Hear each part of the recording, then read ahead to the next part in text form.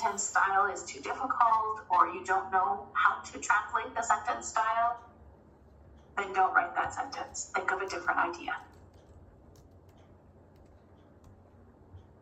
There's going to be lots that you don't know how to write, but there's also lots that you do know how to write. You are not beginners, right?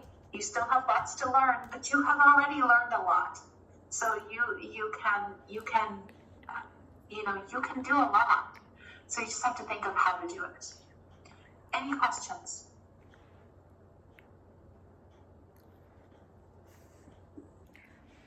So friends, જો કેનેડામાં રહેવાનો એક ફાયદો છે કે તમે છે એ work from home કરી શકો છો. મારી હેલ્થ હજી એકચ્યુઅલી 2 દિવસથી સારી થઈ ગઈ હતી,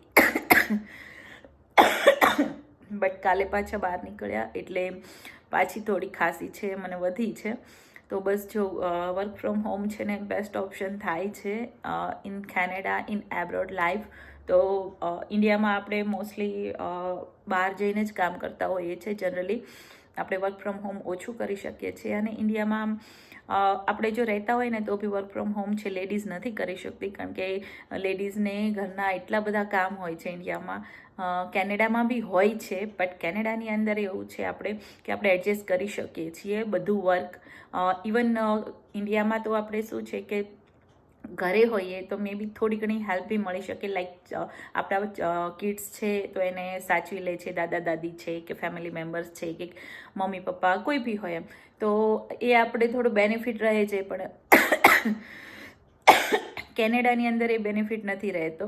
તો કેનેડાની અંદર ઓબ્વિયસલી આપણે આપણા કિડ્સને છે ડે કેર છે, સ્કૂલ છે, અથવા તો કોઈ બી ઓપ્શન એવો કાઢવો પડે કે એ લોકોને મૂકવા પડે. અધરવાઇઝ આપણે જો મોટા હોય કિડ્સ તો એ મેનેજ કરી લે ઘરે, જો આપણે વર્ક ફ્રોમ હોમ કરતા હોઈએ, બરોબર છે, રિમોટ જોબ હોય તો.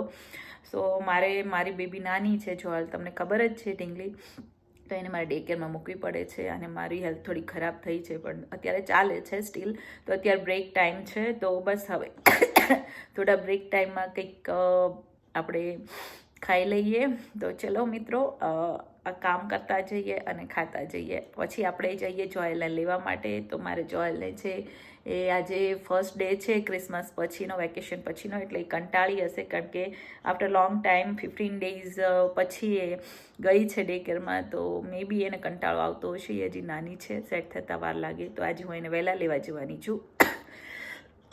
અને બહાર છે ને સ્ટીલ સ્નો પડી રહ્યો છે, વેધર છે એ ખરાબ છે, નથી સારું. મોર્નિંગમાં બહુ મસ્ત હતું જ્યારે જોયલને લેવા ગયા હતા, મૂકવા ગયા હતા ત્યારે, પણ અત્યારે નથી સારું. તો બસ જો હવે થોડું પેટ પૂજા થઈ જાય અને પછી આપણે